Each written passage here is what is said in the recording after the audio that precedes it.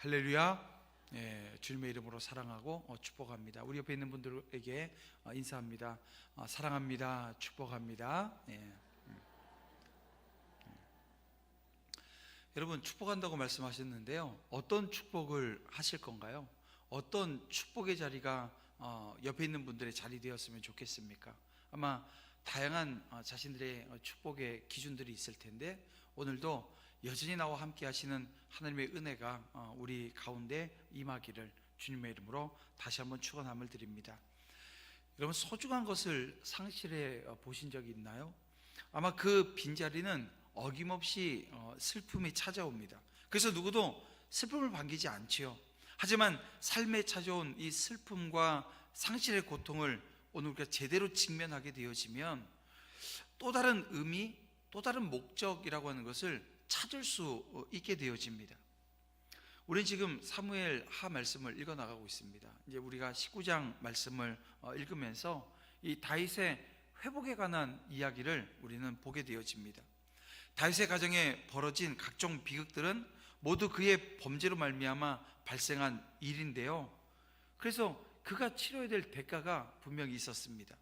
다윗은 이제야 하나님이 부과하신 이 죄값을 다 치른 셈이 되어집니다.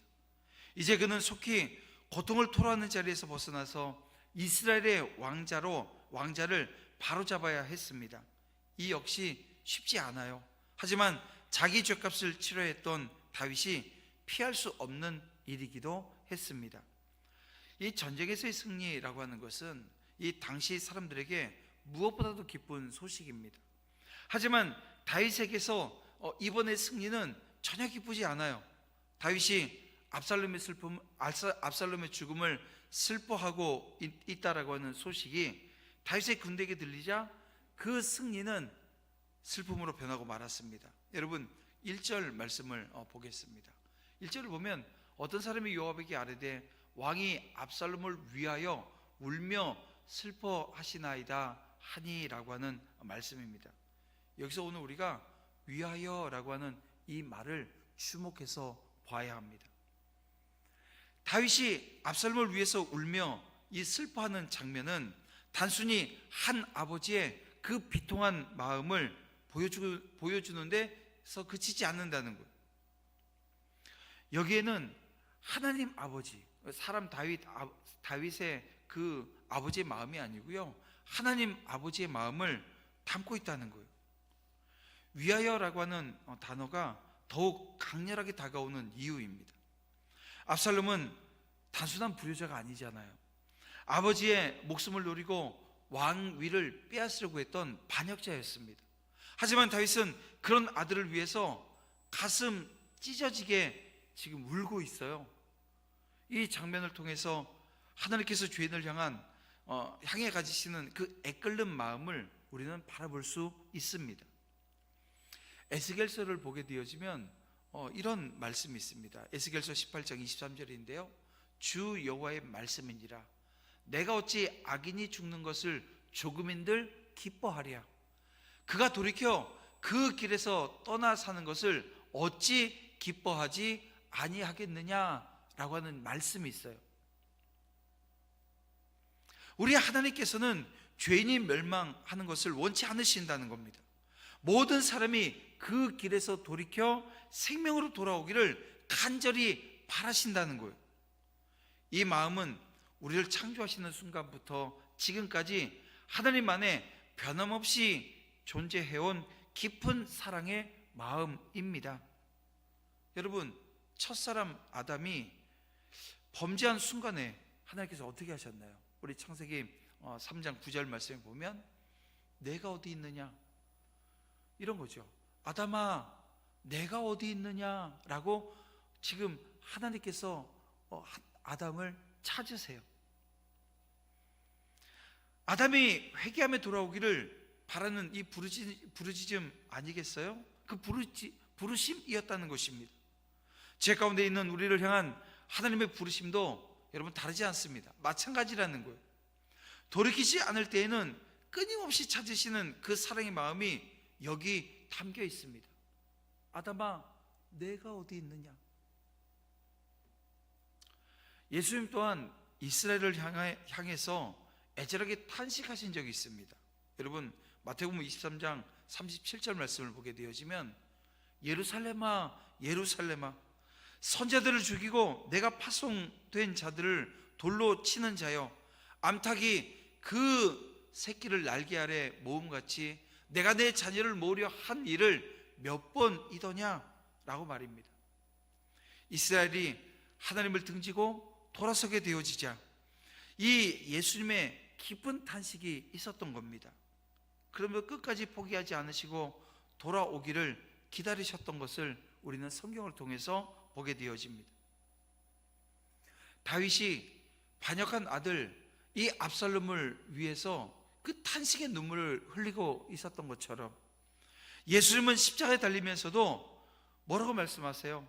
나를 위하여 울지 말라, 너희와 너희 자녀를 위해서 울라. 이렇게 호소하시는 그 예수님의 모습도 우리는 성경을 통해서 보게 되어집니다. 하나님의 구속 계획은 죄인을 위한 사랑으로 가득 차 있는 것을 보게 되어집니다.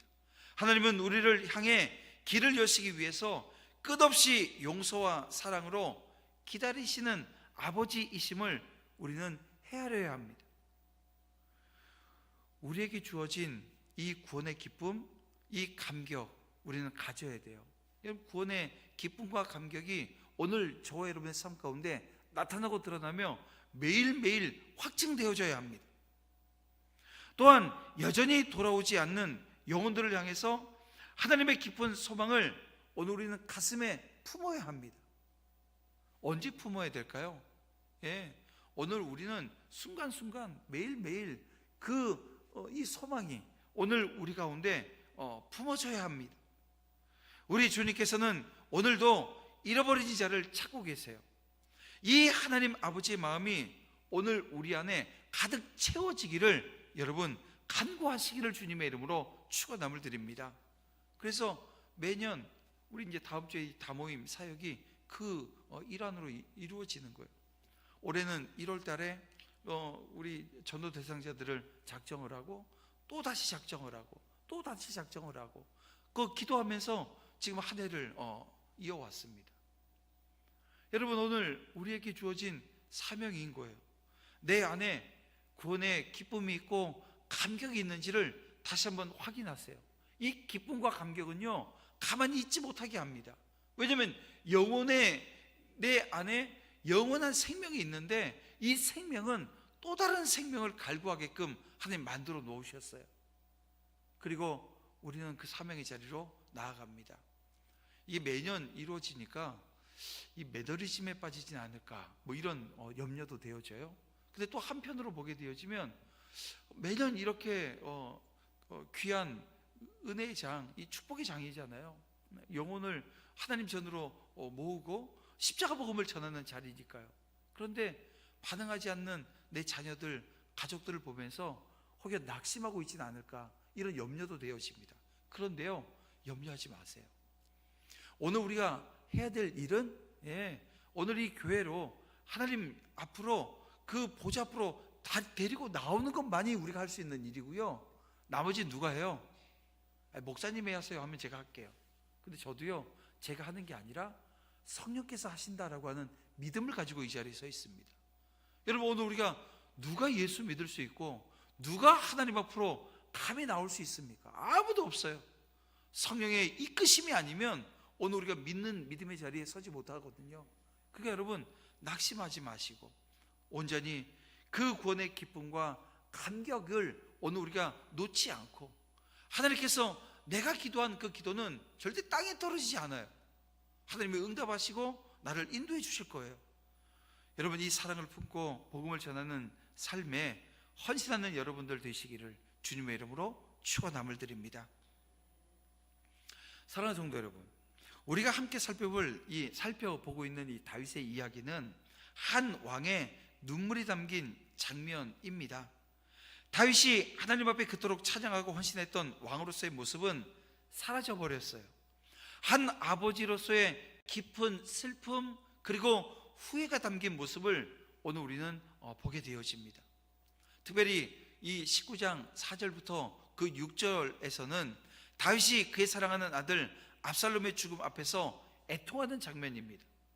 그가 목숨을 걸고 사랑했던 아들은 다윗이 일생의 싸움을 통해 얻게 되어진 이스라엘 그 왕국을 무너뜨리려고 했지만 결국 비참한 죽음으로 끝나고 말았습니다. 4절 말씀을 보세요. 다윗은 내 아들 압살롬아, 내 아들, 내 아들아 라고 얼굴을 가리고 큰 소리로 통곡합니다.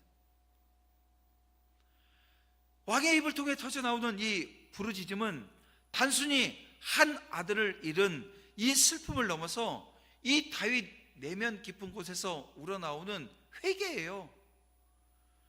죄에 대한 대가를 깨달아서 이제는 내뱉게 되어지는 고통의 소리였다는 것입니다. 그래서 이 다윗의 이야기는 단순히 한 왕의 이야기가 아니라 그 왕의 생애를 넘어섭니다. 다윗은 하나님과 특별한 언약을 맺은 왕이잖아요. 이 언약은 다윗의 왕조가 영원할 것이라고 하는 약속을 포함하고 있었습니다. 하지만 다윗도 인간이었기에 죄로 인해 그의 삶에 엄청난 대가가 뒤따랐다는 것입니다. 다윗이 이 밧세바의 간음으로 시작되어진 이 죄는 그 가정에 돌이킬 수 없는 상처 그리고 혼란을 초래했습니다. 하나님께서 나단 선지자를 통해서 이런 말씀을 주시지요. 칼이 내 집에서 영영이 떠나지 않을 거라고 말입니다. 여러분, 이런 경고를 하셨고 그 말씀이 그의 자녀들 간의 갈등으로 또 압살롬이 반역을 하잖아요. 이 반역으로 이제 현실의 삶의 자리에 나타나게 되어집니다. 다윗은 자신의 죄로 인해서 사랑하는 자녀들이 그리고 그가 어떻게 세운 나라예요. 이 나라가 갈등을 겪고 고통을 겪게 되어지는 모습을 보면서 이런 생각하지 않았겠어요? 이 죄의 결과, 이 죄의 대가라고 하는 것이 얼마나 참혹한 것인가, 얼마나 무거운 것인가, 무서운 것인가 라고 하는 것을 절감했다라고 하는 것입니다. 압살롬의 죽음은 그의 죄의 대가가 다윗의 삶에 구체적으로 나타난 사건 중 하나였습니다. 압살롬은 다윗을 배신하고 아버지의 왕권을 빼앗으려고 했어요. 결국 압살롬이 죽임을 당했을 때 다윗이 내 아들 압살롬아, 내가 너를 대신해 죽었다면 좋았을 것을 이라고 부르짖습니다. 이 외침은 다윗의 마음에 남아있는 이 죄책감 그리고 하나님의 징계에 대한 두려움을 지금 보여주고 있습니다.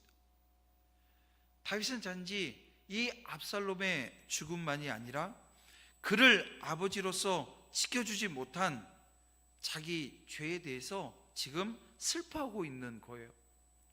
하지만 성경에서 하나님은 어떻게 죄를 징계하시는 언제나 죄를 징계하시는 동시에 이 징계로 끝나지 않는다는 거예요. 어떻게 하세요? 회복시켜 주신다는 거예요. 다윗은 자신의 죄와 그 대가를 경험하면서 한 가지를 배웁니다. 뭐냐면 하나님께로 나아가는 길을 배워요. 사랑하는 성도 여러분, 오늘 우리가 이 다윗의 이야기를 쭉 읽어나가면서 우리 또한 마찬가지입니다. 오늘 우리가 뭐 다윗보다 더 연약한 사람들 아닙니까?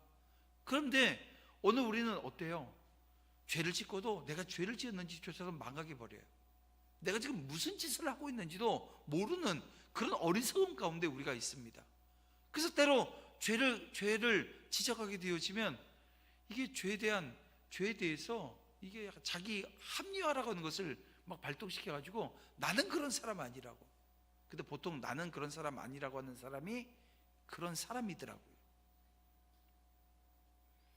그래서 오늘 우리는 이 말씀을 통해서 하나님께서 죄에 대한 징계 분명히 하신다는 것, 그리고 때로는 내 삶에 찾아온 그 작고 큰 그런 파도처럼 다가와 있는 그 환란이 죄로 말미암아 시작되어진 것일 수 있음을 여러분 기억하셔야 됩니다.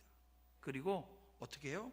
하나님께 나아가는 길을 우리도 배워야 합니다. 그런데 생각해 보세요.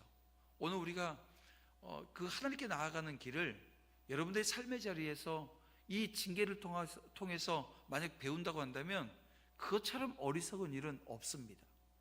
하나님께서 우리에게 성경을 주셨고 말씀을 주셨는데요, 뭐 하라는 거예요? 말씀 읽고 말씀 듣고 말씀이 오늘 우리의 삶에 적용되어져서 꼭 우리가 죄를 통해서 징계를 통해서 그 대가를 통해서 하나님께 나아가는 길을 배우는 것이 아니라 이 말씀을 통해서 배우라는 거예요. 성령께서 이 시간 저와 여러분에게 강하게 임하시고 충만히 임하셔서 역사하셔서 오늘 우리가 온전히 하나님께 나아가는 길을 배우고 그 길 위에 선 은혜가 넘치기를 주님의 이름으로 축원함을 드립니다. 다윗은 회개하며 하나님 앞에 겸손히 엎드려요. 시편을 통해서 그의 고백과 눈물의 기도를 우리는 읽게 되어집니다. 다윗의 삶을 통해서 우리는 하나님께서 그의 백성에게 단지 징계만 내리시는 분이 아니라 회복하시고 새로운 시작을 약속하시는 분이라고 하는 것을 발견하게 되어집니다. 이 다윗의 이야기는 오늘날 새 언약의 백성인 저와 여러분에게 큰 의미를 준다는 거예요. 작지 않습니다. 의미가. 우리는 예수 그리스도의 피로 새 언약 아래 거하는 자들입니다. 다윗도 언약을 받았잖아요. 오늘 저와 여러분도 하나님께 언약을 받았어요. 언약 백성이라는 거예요. 우리의 죄는 예수 그리스도 그분의 십자가 희생을 통해서 속량받았습니다. 다윗의 눈물과 회개는 그리스도를 통한 구원의 모형이 되었습니다. 죄의 대가는 예수 그리스도 십자가에서 완전히 치러졌다는 거예요.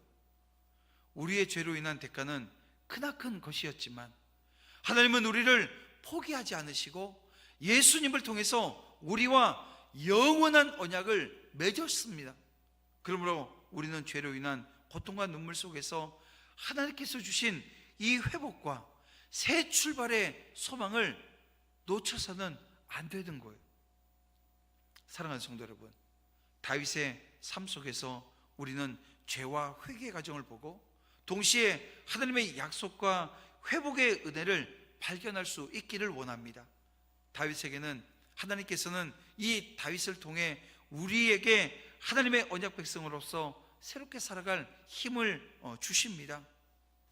우리의 죄의 대가가 크더라도 하나님께서는 우리를 포기하지 않으시고 회복의 은혜를 베풀어 주실 것을 여러분 믿으시길 바랍니다. 그리고 이 다윗의 눈물을 통해서 구속의 은혜와 회복의 소망을 깨달으시기를 원해요.